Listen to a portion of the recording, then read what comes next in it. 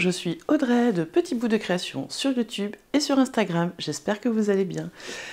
Aujourd'hui, on se retrouve pour un petit bilan couture. Je vais vous montrer ce que j'ai cousu ces derniers temps. Et puis, voilà, j'espère que vous allez passer un bon moment avec moi. N'oubliez pas de vous abonner, d'activer les petites cloches pour être tenu au courant de toutes les nouveautés. Et puis un petit pouce bleu, un petit commentaire, ça fait toujours plaisir. D'ailleurs, je vous remercie, vous êtes nombreuses à me laisser les commentaires et j'adore vous lire et vous répondre. Et j'aime bien, on échange des petites astuces et tout, donc merci beaucoup. Donc on va commencer par une petite couture homme. Donc dans le dernier La Maison Victor, j'ai cousu la chemise Georges,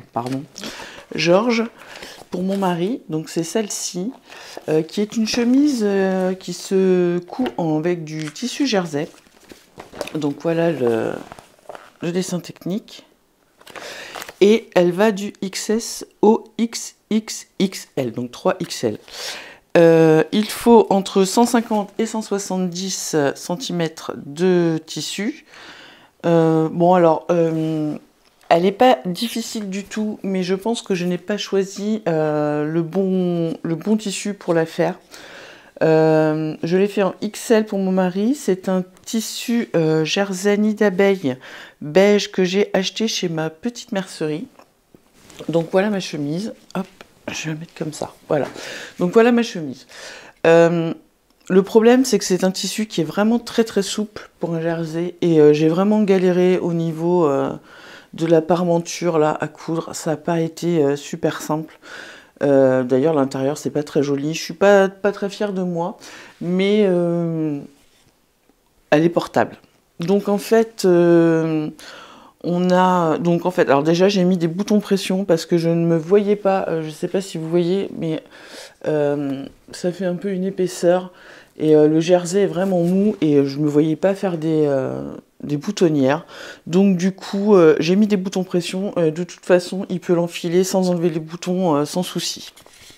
Alors, franchement, elle est très bien expliquée. Donc là, on a l'intérieur. Alors, je vais l'ouvrir, hop, pour vous montrer. Donc là, on a l'intérieur. Donc en fait, on a deux parties dos. Donc avec la méthode en fourreau. Donc ça fait un joli rendu derrière, voilà, d'une chemise. On a notre col qui est pris entre la parmenture. Alors non, pas entre la parmenture, qui est pris au niveau du dos là. Et en fait, là, on remet un biais. Alors moi, j'ai mis un jersey biais. Un biais en jersey, c'est mieux, pour cacher la couture. Donc j'ai tout cousu à la main là. Je sais pas ce que j'ai fait pour la parmenture. Alors j'ai bien fait comme il fallait, mais du coup, normalement, je devrais, cette partie là, devrait arriver sur cette couture et voilà.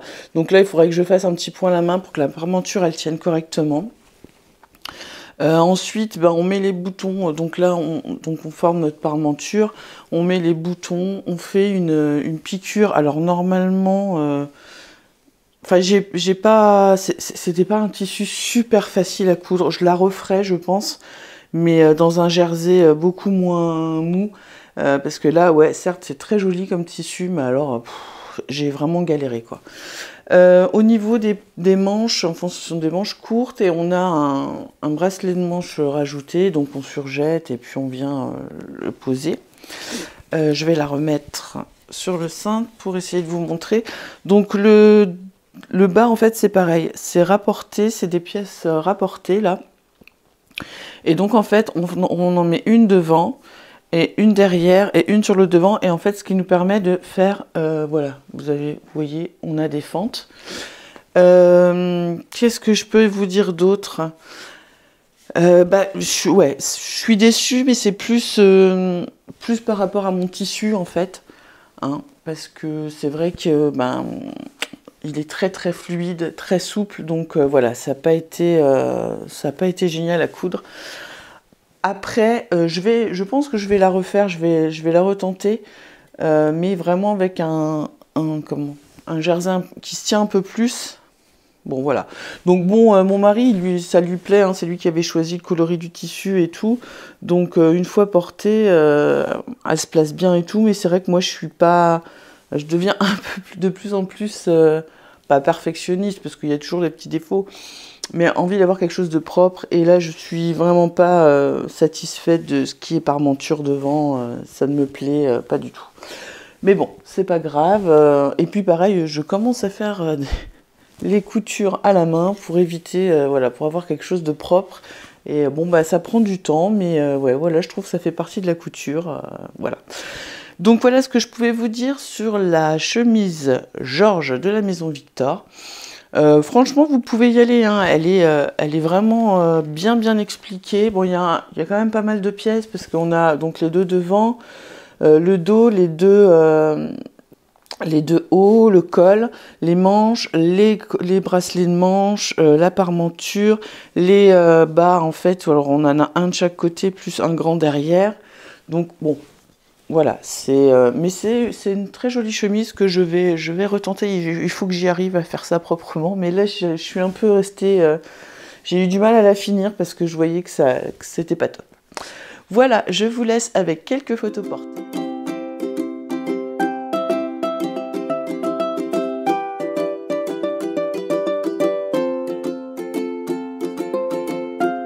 Ensuite cousu le top Mésange de Delphine et Morissette. Alors je ne sais pas si vous connaissez cette marque, moi je l'ai découvert il y a pas mal de temps et j'avais ce patron depuis, je sais pas, peut-être 1 an ou 2, je sais pas, et je l'avais jamais fait et là je me suis dit que c'était le bon moment.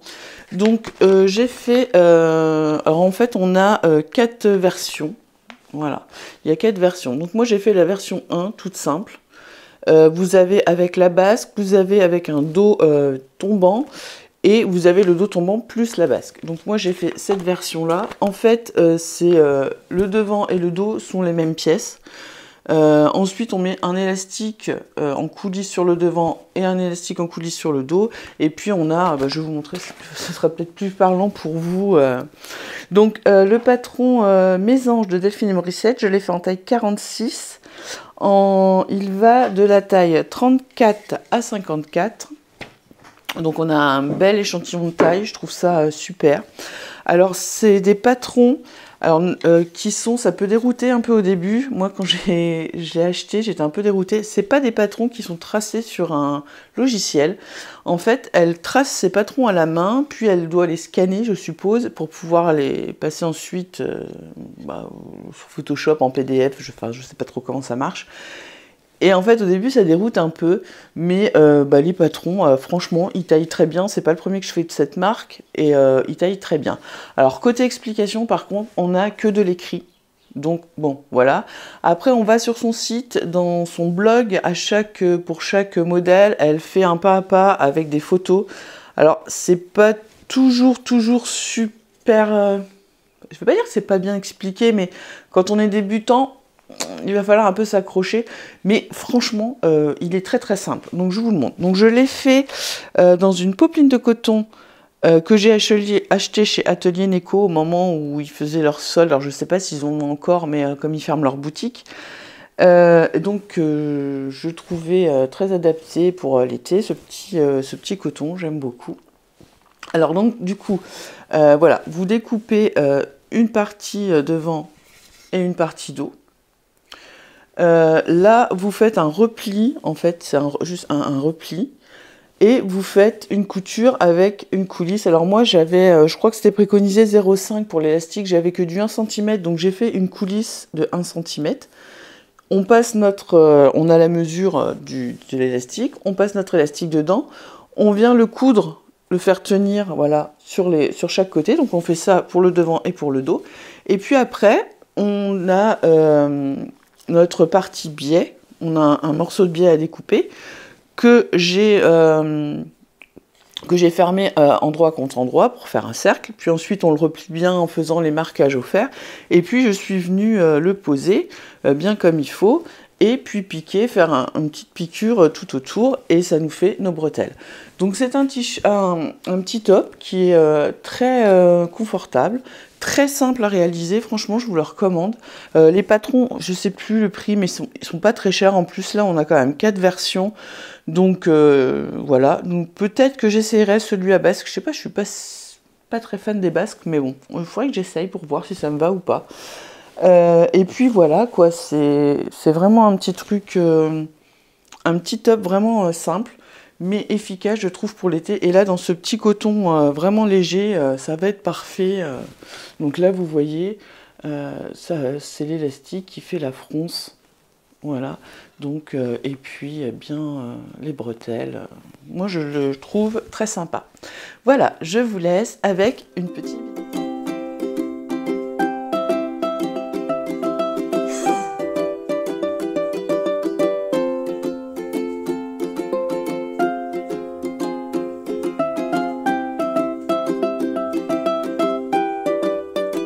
J'ai ensuite cousu le t-shirt Brad de Joli Lab. Voilà, c'est ce t-shirt qui va de la taille XS à XXL et que moi j'ai fait en XXL parce que ça correspond à une taille 46. Je l'ai fait dans un jersey rib de chez Motif, non, de chez Ma Petite Mercerie aussi, je crois. Et donc voilà, je l'ai fait, il est en gris. J'ai fait, alors c'est un t-shirt, hein.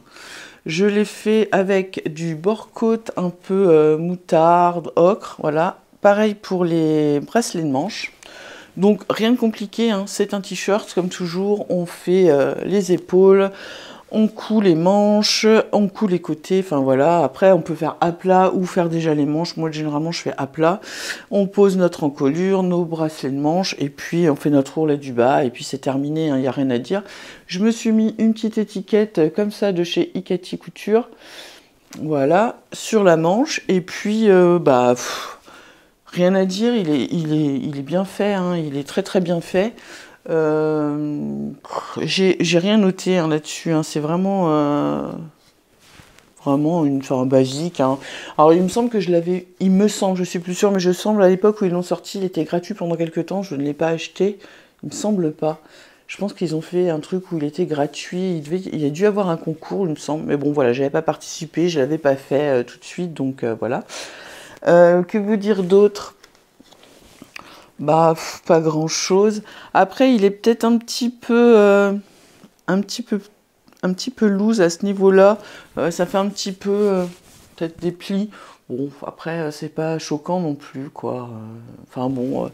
Alors après, ça remplace, pour l'instant, ça ne remplace pas mon t-shirt, enfin mon patron de t-shirt, pas de reste, plantain de Direndo, que je trouve que c'est voilà, c'est celui que je porte et c'est celui que je préfère. Hein. Donc voilà, donc celui-là il est un peu plus large, après pour faire un haut de pyjama ça peut être pas mal. Je voulais tester cette matière un peu, vous voyez, à côte en fait, côtelée, du georgette côtelée, j'aime beaucoup, donc voilà. Donc pas grand chose à dire pour ce patron, de toute façon il est marqué difficulté 1 sur 5, donc voilà, c'est quelque chose qui se coud très très vite. Voilà, pas plus à dire, je suis contente, mon encolure est bien faite, il n'y a pas de plis, donc voilà. Donc je vous laisse avec une petite vidéo portée.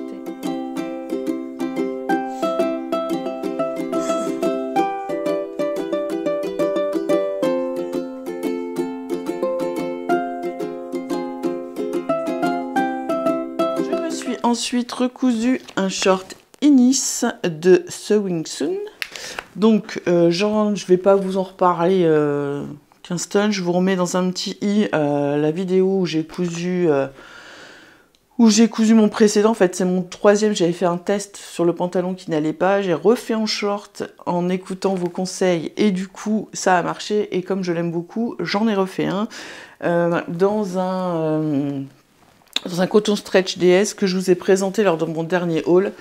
Donc voilà, donc Inis, hein, moi ce que j'aime dans ce short, c'est sa découpe, voilà, devant, Hein, donc c'est une taille haute, la fermeture boutonnée. Qu'est-ce qu'on peut dire d'autre? Poche plaquée. Alors oui, on a les poches plaquées à l'arrière, vous voyez. Alors j'ai surfilé en blanc. Je trouvais que ça allait pas trop mal. J'avais pas de bleu vraiment qui allait avec. Donc du coup j'ai dit je vais laisser en blanc. Bon bah pareil. Hein. Alors par contre j'ai fait même les doublures dans le même tissu. Voilà. Là on a la poche. Voilà. De l'autre côté c'est pareil. Donc là j'ai mis des boutons pression. Parce que... Alors, je vous dis pourquoi. J'avais prévu de mettre des petits boutons à paillettes. Et puis, quand j'ai commencé à faire ma boutonnière là, ça m'a fait un truc de merde. Et, pardon, mais... Et j'ai pas voulu m'embêter, j'ai pas voulu galérer. Et du coup, je me suis dit, je vais essayer de mettre des pressions. Donc, j'ai mis des pressions blanches. Je ne trouve pas que ça choque. Je trouve que ça fait... Même, je trouve que ça fait très bien avec. Vu que c'est des petits pois un peu blancs. Et franchement, ce qui est bien, c'est que là, à ce niveau-là, en fait, comme c'est des boutons pression, ça reste bien plaqué. Qu'un bouton, il a tendance, avec la boutonnière, il peut se desserrer un peu. Je ne sais pas si vous voyez ce que je veux dire dans la boutonnière. Là, avec les boutons pression, il tient vraiment en place. Et donc là, il me tient mieux encore que le blanc que j'ai fait, que je vous ai présenté la dernière fois. Donc là, c'est des doubles pressions, et puis là, c'est juste des pressions décoratives, puisqu'on n'a qu'une poche, il n'y a que cette partie-là qui s'ouvre. Donc ben voilà, je ne vais pas vous raconter 15 000 choses là-dessus, hein, je vous en ai déjà parlé. Je sais que bon nombre d'entre vous ont acheté le patron, et m'ont posé quelques questions, donc je suis contente que ça vous plaise, et que vous vous lanciez, et franchement, il se coud super bien. La seule chose qui est longue, c'est, moi je couds tout à la main, au point invisible, ma ceinture, voilà. Donc ça, c'est un petit peu long, mais franchement, voilà, sur l'envers, au moins, c'est nickel. Voilà, toutes mes finitions, la surjeteuse, vous avez vu, hein, je prends la surjeteuse maintenant. Alors, je suis encore pas super fan, hein, pas super à l'aise, mais je commence à la dompter. Donc je vous laisse avec une petite vidéo du short porte.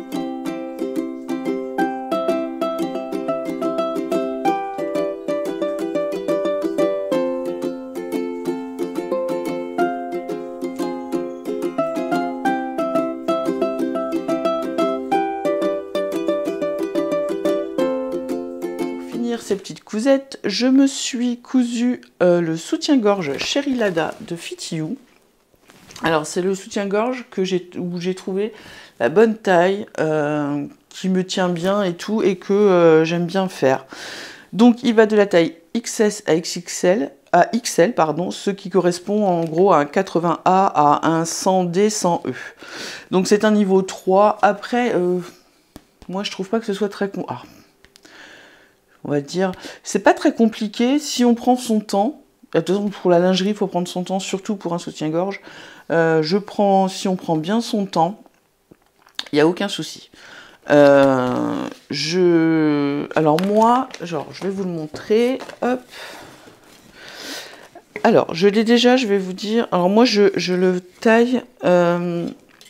Donc en fait, je pars sur un haut là en L, et pour rattraper là, je le fais en XL pour mon tour de sous-poitrine. Voilà. Donc ce qui est bien, c'est qu'elle nous explique comment faire. Enfin voilà, on peut sur le patron, c'est facile à faire. La dentelle est une dentelle de chez Mercerie Extra que j'ai acheté. Alors je regarderai si elle est toujours dispo, je vous mettrai les liens. Donc je l'ai trouvée tellement belle, elle est superbe. Je l'ai complètement doublée. Voilà, je l'ai complètement doublé devant et les côtés aussi. La dernière fois, je ne l'avais pas fait, et donc là, j'ai voulu le faire. Les bretelles de soutien-gorge viennent de la box été de Je fais mes dessous, ainsi que tout ce qui est anneaux, voilà. Les élastiques que j'ai mis sur les côtés, c'est des élastiques que j'ai achetés, je ne sais plus où. Moi, j'ai pu... il arrive un moment, on ne sait plus. Et puis on a notre attache derrière. Et il me va parfaitement bien. Donc voilà, c'est Chéri Lada de Fit You. Alors, si vous avez jamais cousu de soutien-gorge ou de brassière, je vous conseille pas de commencer par celui-là. Mais ça se fait, hein. Franchement, ça se fait. Donc, vous pouvez le faire en dentelle ou tout en jersey aussi. Donc, ça peut être bien pour un premier, pour commencer, je pense, tout en jersey. Ce sera plus facile à travailler pour vous. Et puis, ce que j'aime, enfin, je l'aime beaucoup. Puis alors là, le tissu, je sais pas, mais cette dentelle, elle est super belle, hein. Moi, je suis fan. Donc, en fait, on a des pinces à ce niveau-là. Il faut raccorder mieux. Enfin, je vais pas tout vous expliquer parce qu'il faut vraiment prendre son temps et lire. Mais voilà, allez-y. Enfin, c'est encore comme Clips Lingerie Studio, Fit You, c'est une marque quand même qui est très bien, qui est très bien expliquée. J'ai jamais de problème avec ces marques. Voilà, donc ça, vous ne le verrez pas porter. Voilà. Donc, c'était mon petit bilan couture. Donc, je pense que la semaine prochaine, vous aurez un tuto pas à pas sur le pantalon Jeff de la Maison Victor. Vous avez été beaucoup à me demander, enfin avoir des soucis de compréhension ou quoi aux caisses. Donc, j'ai décidé de vous faire un petit tuto pas à pas. Alors, je vais peut-être pas filmer tout exactement, mais au moins les grandes lignes que vous puissiez le faire. Vu qu'il faut que j'en fasse un pour mon fils, ce sera l'occasion, comme ça il l'aura pour la rentrée.